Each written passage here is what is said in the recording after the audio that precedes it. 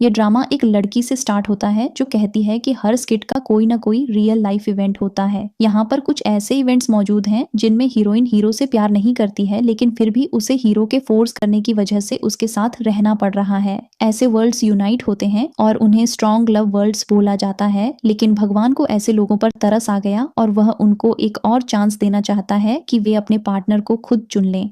इसके साथ ही वह यह भी बताती है, मेरा नाम वेन है और मैं गॉड की मैसेंजर हूँ। मेरा काम है कि मैं इन वर्ल्ड्स में ट्रैवल करूं और इन स्ट्रॉन्ग लव हीरोज को रिडीम करूं। कुछ समय बाद हम देखते हैं कि वक्त गुजरता है और वैन बर्ड में आ जाती है। अगर दूसरे लफ्जों में कहा जाए तो वह हमारी दुनिया में आ जाती है। फिर हम वेन को कंप्यूटर के सामने बैठा हुआ देखते हैं, जहां पर वह अपने फेस को देखते हुए बोलती है, यह तो नाइंसाफी है। गॉड ने मुझे इतने छोटे से वर्ल्ड में भेज दिया है। ये सब बहुत ज्यादा अनोइंग है, लेकिन यहाँ आने से मेरे फेस पर रैशेज और एलर्जी भी हो गई है। फिर कुछ सोचते हुए वह मास्क लगा लेती है और कहती है, अब ठीक है। इसके बाद वह एक स्टोरी के बारे में बताने लगती है। पहली स्टोरी में लड़की का नाम जिया है, जो कि हीरो ली चाओ से बिल्कुल भी प्यार नहीं करती है, लेकिन ली चाओ ने उसे फोर्स किया है कि वह उसके साथ ही रहे और उसके साथ रहने के अलावा उसके पास और कोई रास्ता नहीं है। और अब मुझे क्या करना है, मुझे जिया को रिप्लेस करना है ताकि वह अपनी मर्जी से एक हैप्पी लाइफ जी सके और उसकी लाइफ में कोई भी सैडनेस न आए। कुछ ही देर में हम देखते हैं कि जिया ली चाओ के ऑफिस की तरफ बढ़ रही होती है, लेकिन अचानक से वह रुक जाती है। वह खुद को देखती है और सब कुछ समझने की कोशिश करती है। सामने से हमें ऑफिस में से ली चाओ की आवाज भी आ रही होती है। खुद को देखती है और फिर थोड़ा सा डरते हुए और थोड़ा सा खुश होते हुए सोचती है, मैं रिबॉर्न हुई हूँ, मेरी रिबर्थ हो गई है। और अपने सामने वह ली चाओ को देखती है। इतने में वहां पर एक पर्सन आता है जो जिया से बोलता है, जाओ और जाकर बॉस के लिए चाय लेकर आओ। क्या तुम नहीं जानती हो कि बॉस कॉफी नहीं बल्कि हॉट टी पीते हैं? और जिया सोचने लगती है, लास्ट लाइफ में मैंने गलती से बॉस के ऊपर चाय गिरा दी थी। ली चाओ सबके सामने मेरी मदद करने के लिए आया, लेकिन उसके बाद वह मुझे परस्यू करने की कोशिश करने लगा और फिर उसने मुझे फोर्स किया कि मैं उससे शादी कर लूं और मुझे ऐसा करना पड़ा।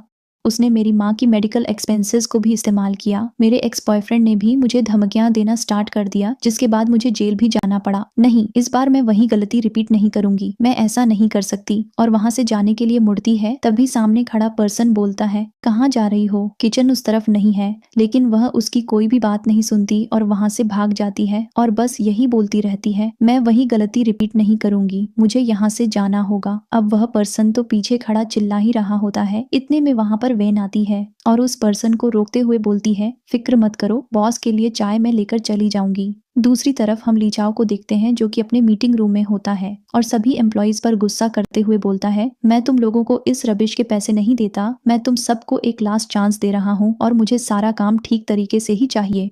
इतने में वेन वहां पर चाय का कप लेकर आती है और चाय वहां रखकर चली जाती है। ली चाओ उसे देखता है और उसके बाद चाय उठाकर पीने लगता है। उसे वह चाय बहुत ही ज्यादा पसंद आती है। तभी वह अपने असिस्टेंट से बोलता है, इस लड़की को सेक्रेटरी की पोजीशन पर शिफ्ट कर दो, इसे पूरा दिन कुछ भी नहीं करना होगा, बस मेरे लिए चाय बनानी होगी और उसकी सैलरी भी डबल कर दो। नेक्स्ट सीन, हम ली चाओ को देखते हैं जो कि बैंक की सारी इंफॉर्मेशन निकलवा रहा होता है, लेकिन वहां पर भी उसे वैन की कोई भी पिक्चर नहीं मिलती। तभी वह काफी क्यूरियोसिटी में सोचने लगता है, आखिर इसकी कोई भी पिक्चर यहाँ मौजूद क्यों नहीं है। नेक्स्ट मॉर्निंग वह लिफ्ट में वैन को देखता है और सोचता है, यह खुशबू जास्मीन की नहीं बल्कि इसकी है। जो भी बोलो, यह स्मेल बहुत ही ज्यादा अच्छी है। फिर वह वैन को किसी से चैटिंग करते हुए देखता है और सोचता है, मैं लव में बहुत ही ज्यादा पजेसिव हूँ, ऐसे ही मेरी ग्रैंडमा भी हैं और मेरे फादर भी हैं। कुछ देर बाद हम वैन को देखते हैं जो कि अपनी चेयर पर बैठकर अपना काम कंप्लीट कर रही होती है। तभी वहां पर असिस्टेंट आता है और उसे बोलता है, तुम्हें बॉस ऑफिस में बुला रहे हैं। वैन वहां से उठकर जाती है। तभी उसे जाता देखकर जिया सोचने लगती है, क्या मुझे इसे वार्न करना चाहिए कि यह ली चाओ से बहुत दूर रहे। फिर सोचती है, हो सकता है यह अपनी मर्जी से ही वहां पर गई हो या फिर यह बॉस को सिड्यूस करना चाहती हो। फिर वह बैठकर अपना काम करने लगती है और सोचती है, यह लड़की जो बॉस को सिड्यूस करने की कोशिश कर रही है, उसे बहुत जल्द ऑफिस से निकाल दिया जाएगा। लेकिन तभी उसे पता चलता है कि वैन को सेक्रेटरी की पोजीशन दे दी गई है। यह सुनकर उसे थोड़ा बुरा भी लगता है और वह सोचती है, ली चाओ तो बोलता था कि वह सिर्फ मुझसे लव करता है, लेकिन मैं सैड क्यों हो रही हूँ। मुझसे पहले भी जाने ये कितनी लड़कियों को ये बोलता होगा। नेक्स्ट सीन, जैसे ही वैन ली चाओ के ऑफिस में जाती है तो वह उसे बोलता है, तुम्हें ऑफिस का और कोई काम नहीं करना, सिर्फ मेरे लिए चाय बनानी है। फिर वह असिस्टेंट से बोलता है, इसे सेक्रेटरी रूम में ले जाओ। असिस्टेंट उसे लेकर जाता है और रास्ते में उसे बताता है, बॉस के लिए कुछ भी बनाना इतना आसान नहीं है, बॉस को जल्दी कुछ भी पसंद नहीं आता। यह बात सुनते हुए वैन कहती है, मेरी हेल्प करने के लिए थैंक यू,